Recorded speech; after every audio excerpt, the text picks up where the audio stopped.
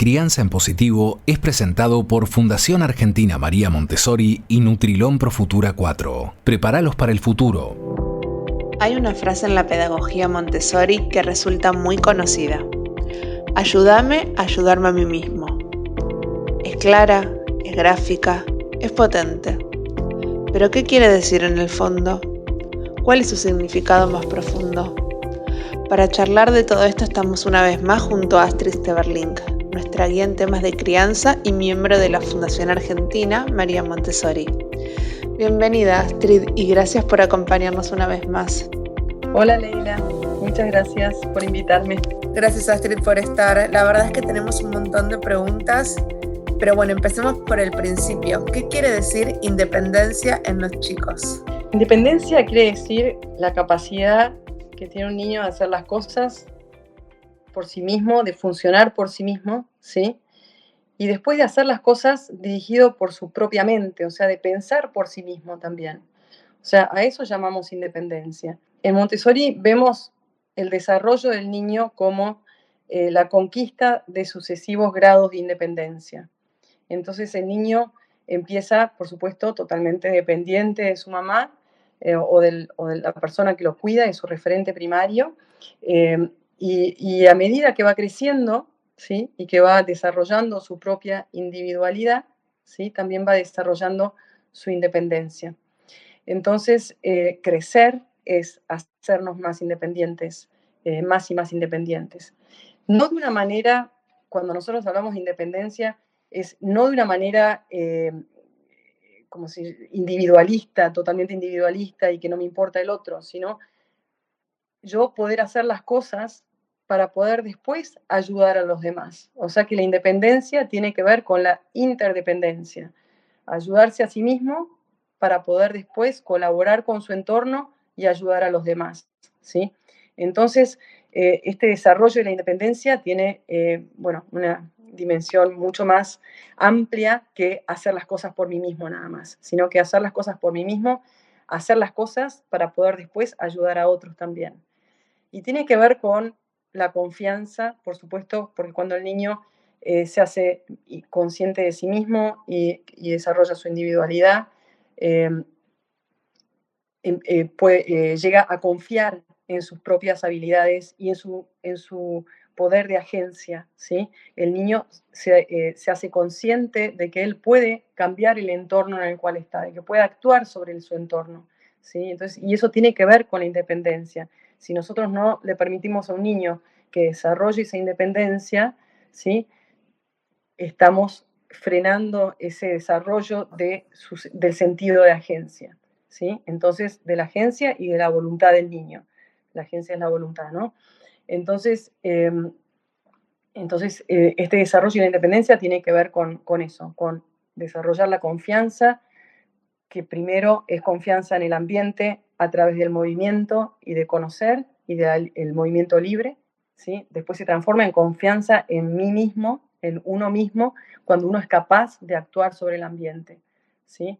Y eso habilita, digamos, ese ejercicio de la voluntad, esa agencia sobre el ambiente también. La acrecienta, digamos, la fortalece, ¿sí? Entonces tiene mucho que ver con esto de construir esa personalidad segura y fuerte, ¿sí? Entonces siempre le decimos a los padres que acompañar al niño en su camino hacia la conquista de la independencia es el acto de amor más grande que pueden mostrar los padres. Y no quiere decir que sea, que la independencia le va a hacer la vida más fácil a los padres, ¿sí? Al contrario, ayudar al niño en este camino de independencia muchas veces lleva mucho más tiempo, ¿sí? Paciencia, respeto, observación, preparar el ambiente, mostrarle al niño cómo hacer las cosas, darle tiempo, ¿sí? Para que pueda practicar y repetir, ¿sí? Para poder hacerse cada vez más independiente y desarrollar sus capacidades y sus habilidades, ¿sí? Entonces, no se trata de hacernos la vida más fácil, sino al contrario, es de ayudar a ese desarrollo de la personalidad del niño. Siempre quieren el control de sus actos, ¿sí? Y nos lo piden constantemente. muchas de sus frustraciones surgen cuando no les damos el tiempo y el espacio para hacer las cosas por sí mismos, para seguir su impulso vital que los lleva a actuar por sí mismos. Entonces, ahí es cuando muchos de los berrinches, por ejemplo, de los 2 años, a veces tienen que ver con los obstáculos que los niños encuentran para desarrollar esa independencia, ¿sí? Entonces, este camino de desarrollo de la independencia no se da de un día para el otro, es un camino de desarrollo, ¿sí? Hay todo es gradual. Al principio nosotros hacemos todo por el bebé, por supuesto los adultos hacemos todo por el bebé. Después, en la etapa del año, a los 3 años, hacemos las cosas con los niños, ¿sí? El niño le gusta colaborar con lo que hacemos los adultos, ¿sí? Y tenemos que darle ese espacio, ese lugar para que empiece a actuar por sí mismo, pero acompañado del adulto, ¿sí? Y después se va a hacer más independiente, hasta que llega a hacer las cosas realmente por sí mismo. Cuando entre los 3 y los 6 años, el niño ahí elige solo, hace las cosas solo. Entonces, en ningún momento les vamos a exigir que sean independientes y hagan las cosas solos, y además depende del temperamento de cada uno, por supuesto, ¿sí? Pero sí vamos a acompañar ese desarrollo de la independencia y vamos a respetarlo, vamos a observar y vamos a ver en qué medida este niño puede ser independiente. Y en esa medida lo vamos a dejar ser independiente. Entonces, requiere, bueno, hay muchas cosas involucradas acá, ¿no? Esa observación, ese conocimiento y ese estar alertas a las necesidades del niño, ¿no? Y Astrid, ¿cómo se vincula esto con el movimiento? ¿Hay que estimular el movimiento de los chicos para que ganen más independencia? ¿Cómo funciona eso? Bueno, sí, en realidad la independencia empieza con el movimiento, ¿sí? O sea, cuando el bebé nace, no es independiente, por supuesto, ¿no? Pero a medida que empieza a moverse por sí mismo, que empieza a controlar sus músculos, ¿sí? Que empieza a controlar su cuerpo, puede actuar sobre el ambiente. Y a medida que puede actuar sobre el ambiente, pues empieza a desarrollar esa independencia, empieza a desarrollar la voluntad. Confía en el ambiente, conoce el ambiente, actúa sobre el ambiente y eso le da confianza en sí mismo y lo hace más independiente. Además de que hay todo un desarrollo de la conciencia, ¿sí? El niño al principio actúa con esta mente inconsciente, si no es consciente de sus actos, digamos, de las acciones que ejerce sobre el ambiente, ¿sí? Pero a medida que puede actuar sobre el ambiente, toda esa información sensorial lo va haciendo al niño también consciente de sí mismo, consciente de sus habilidades. Y eso es el principio de la independencia, ¿sí? Entonces, todo empieza con ese movimiento libre, ¿sí? No podemos forzar, el movimiento, por supuesto, sigue leyes universales, ¿no es cierto? No se puede forzar las etapas en el movimiento, digamos, la conquista del movimiento del niño o del movimiento voluntario, sino que el niño lo va haciendo, lo tiene que hacer él mismo, ¿sí? Y lo tiene que hacer con libertad, porque entonces es su propio esfuerzo y su propia intención y su propio logro. Y eso es lo que va construyendo esa confianza que después le permite ser independiente. Entonces, tiene muchísimo que ver el movimiento libre con el desarrollo de la voluntad y de la independencia. ¿Y cómo hacemos, Astrid, para contener esas ganas de ayudarlos cuando vemos que algo no les sale, para que no se frustren? O sea, creo que a todos los padres nos pasa que no nos gusta verlos cuando se frustran con algo y queremos ayudarlos, pero al mismo tiempo entendemos que tienen que hacer su propio camino. Entonces, ¿cómo manejamos esa situación? Bueno, siempre acompañamos, ¿no es cierto? Nunca es que los dejamos. Apoyar la independencia no quiere decir abandonar al niño, o sea, no es que abandonamos al niño y lo tiene que hacer él solo como pueda, ¿sí? Sino que lo acompañamos. Entonces, primero observamos cuál es la dificultad que tiene el niño que está frustrado con algo, ¿sí? Nos ponemos en el lugar del niño. Primero tenemos que poder comprender dónde está exactamente el desafío para ese niño y lo ayudamos en la medida justa, o sea, solo en la medida justa que el niño necesita, ¿sí? No hacemos más de lo que el niño necesita. Entonces, uno de los ejemplos que usamos Antes era, por ejemplo, si se está poniendo la campera, ¿sí? Y no encuentra el agujero de la manga, ¿sí? Quizás es solo levantarle un poquito del cuello y señalarle dónde está la manga y el niño lo encuentra y después termina de vestirse solo, ¿sí? Y después se prende el cierre y se ponen los zapatos, pero no saltar a resolver un pequeño desafío que tenía, pero después seguimos haciéndole todo lo demás, ¿sí? Entonces, tiene que ver con eso, con darle la ayuda justa en el momento justo, para que el niño no se frustre, porque si se frustra mucho, por supuesto que después quizás no quiera volver a intentar eso, ¿sí? Entonces, tenemos que cuidar que no se frustre mucho. Pero hacer un esfuerzo, ¿sí?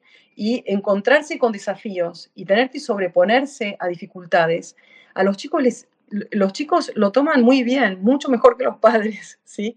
Y muchas veces deberíamos esperar un poquito más. Cuando nosotros pensamos que está frustrado, quizás todavía no está frustrado. Está, sí, haciendo un esfuerzo, sí, concentrándose e intentando con todos, así, parece como con toda su persona, pero no intervenir antes de tiempo, ¿sí?